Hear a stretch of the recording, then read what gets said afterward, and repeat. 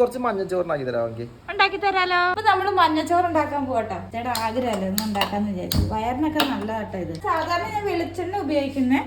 ഇന്ന് ഞാൻ ഇച്ചിരി ഗീ ഇട്ടിട്ടുണ്ട്. വെളുത്തുള്ളി ഉണ്ട്, പിന്നെ ചെറിയ ഉള്ളി ഉണ്ട്. ഈ ഒഴിച്ച് നമ്മൾ ചോറിട്ട് കഴിയുമ്പോഴത്തേക്ക് നല്ല സ്മെല്ലുണ്ട് കേട്ടോ. ആ ഗീയുടെ നല്ല സ്മെൽ. നന്നായിട്ട് മൊരിയണം കേട്ടോ. സ്മെല്ലുണ്ടോ? ഈ മഞ്ഞച്ചോറ് എങ്ങനെ ഉണ്ടാക്കാൻ പഠിച്ചതെന്ന് വെച്ചാൽ എൻ്റെ ഡെലിവറി കഴിഞ്ഞതിന് ശേഷം ഈ മഞ്ഞച്ചോറ് ഒക്കെ എനിക്ക് ഉണ്ടാക്കി തന്നു. ഇത് നമ്മുടെ വയറിനൊക്കെ നല്ലതാട്ടോ. കുഞ്ഞി പിള്ളേർക്കൊക്കെ നല്ലതാണ്. നന്നായിട്ട് മഞ്ഞപ്പൊടി ഇട്ട്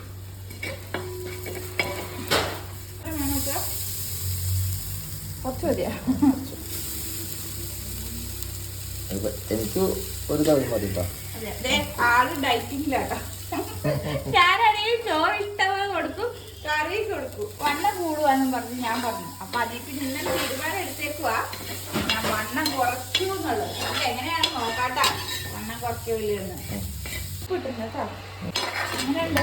സൂപ്പറല്ലേ? ഞാനിവിടെ ഇടയ്ക്ക് ചെറിയ പറയും ബിരിയാണി ഉണ്ടാക്കി തരാൻ പറയും. ഞാനൊരു കാര്യം ചെയ്ത് ചോറ് എടുത്തിട്ട് മഞ്ഞപ്പൊടി ഇടും. ചോറാ ഇഷ്ടമാണ് ആൾക്കാരുകൊണ്ട്. ചോറിടുക. അങ്ങനെ വേണം ഡയറ്റിങ് ആയിട്ട്. ചൂരക്കറി ആട്ടെ. സൈഡിൽ ഒഴിക്കുക.